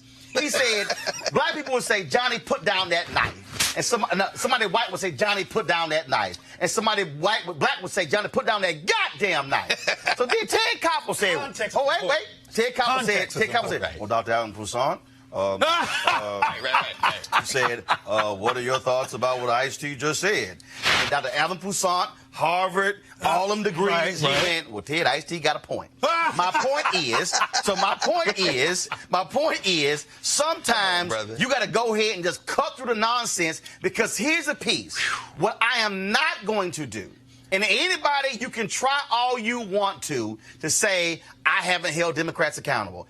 We know you on crack. I'm talking about, we know you on crack. Emphasis. I'm emphasizing crack. And if you were white, you on meth. Yes, I'm saying that because I am not saying don't hold them accountable, don't demand the agenda. But what I am saying is that part of the agenda is the federal bench. Yes, sir. Part of the agenda is who's going to be the judges. You talking to the cat who was down in Harris County, who traveled with the 18 black women who are running for judicial positions in Harris County. I hit with them 15 different locations on the weekend before election because I understand the impact of judges. Yes. And so people are sitting here going, oh, like, for instance, if you support reparations. Yes, sir. Don't you know that if that law got passed, it's going to get challenged in court? That's right. Who you think gonna rule on a reparations bill? That's right. The federal bench. That's right. And so for the people who say that don't matter, I'm like, that's 1/3 of the federal government, the federal bench. There is no single branch of government, not the president, not the Congress, that has a greater impact on every single law that's been passed and who interprets the existing law. And why is this important? I need everybody listening. And Gwen Carr, I'm coming to you in 30 seconds. The reason why conservatives are so hell-bent on keeping the Senate and the White House is because they are still, to this day, angry about Brown versus Board of Education 1 and 2. That's right. They are angry about the fact that it was the federal bench that declared segregation to be unconstitutional. That's right. They are upset that it was the Fifth Court of Appeals. Come on, brother. Down south. Yes, sir. That created the injunction. That's right. That created law. Come on, brother. That implemented that. Judge they Tuck. are angry at those white conservative judges down south, the Fifth Circuit. Yes, sir. Actually interpreted Brown versus Board. They are angry at it was the federal courts. Every time they went in South Carolina and Virginia and Louisiana, y'all don't understand. They would vote in the legislature to deny black folks to go to school. That's right. The civil rights folks would go to court the same afternoon to get an injunction against the law they just passed in the morning, and the judge would grant it that afternoon. That's right. The next day, they would go back to the legislature, pass another law. Come on, brother. And then the civil rights folks would go right back to the courts, get another injunction to stop that particular law. That's right. What I'm trying to unpack for you is that the Federalist Society, the Heritage Foundation, all of the conservative foundations were all born out of the 1964 decision by Barry Goldwater to oppose the Civil Rights Act. That's right. They opposed the Civil Rights Act. Right. They opposed the Fair Housing Act. That's right. And they decided, you know what? It don't matter who the president is. But we understand if we control the courts, and the rich conservatives put into play a 40-year plan. That's right. To take control of the federal bench. That's right. After Carter lost, Reagan came in. That's right. They said, we're going to just put them all on the bench. That was the focus for every single Republican president. Well, can I ask you a quick question? Real quick, because I'm going to go in. Why do you think Trump won? Trump won. He stole the election. No, beyond. I'm talking among the people. That's the mechanic answer. I'm talking about the populist answer. Here's how Trump won. First and foremost, from a populist perspective. If I pull a map up of the United States and you see the sea of red in the southern part of the country, in the Midwest part of the country, you have those areas dominated by conservative talk radio. So for 8 years, this is all you heard from Fox News and conservative talk radio. Weak, weak, weak. Weak. Obama's weak. America's weak. Nobody respects America. Nobody. That every year it was beaten into their brains. They then said, "Shit, America's weak." So what happens? Who comes along? Tough. You're gonna respect us. You're gonna treat us right. I'm getting our money. And they're like, "Yeah, that's it. That's it. That's it. He the man." Okay, yeah, I know he sexually assaults women, but I don't care. So he the man. And so, just like in the Bible. When the people said we want a king, oh wow, that's and right. God said, y'all don't need a king, you got me. The people said, no, God, we want a king. God said, okay, I'm gonna give y'all Saul. And Saul was the most handsome and the tallest out of all of Jesse's children. But the people didn't realize his ass was evil. And then after they got Saul, they were like, yo, God, can you save him? God like, no, y'all wanted a king. Well, let me just America say this. right now wanted a king. Well, let me just say this. And them white folks got a king. Trump is not tall and handsome. Well, I know that. But one thing that I remember on your show when we was on TV One, and I kept saying Trump got 30 seconds. Trump gonna win because Gwen is what Trump did and what we need to do too. Trump affirmed and when they needed affirmation after Obama because they were scared by a black person looking more relevant and more powerful than what they were told he was supposed to be, and the white supremacy myth was being dismantled and they needed it replenished. He was affirming them. Yes. They needed to be affirmed. Yes. And they said, we affirm. Yes. Black people need to be affirmed too. Okay, we got to be affirmed too, and that's what I'm trying to do. What I'm saying is this here. We're going to have the conversation. But we also, first of all, let me do this here. We are far more smarter and far more clear than those Simple Simons. Because, you know, Simple Simons, literally. You are. No, Cleo. The Pew.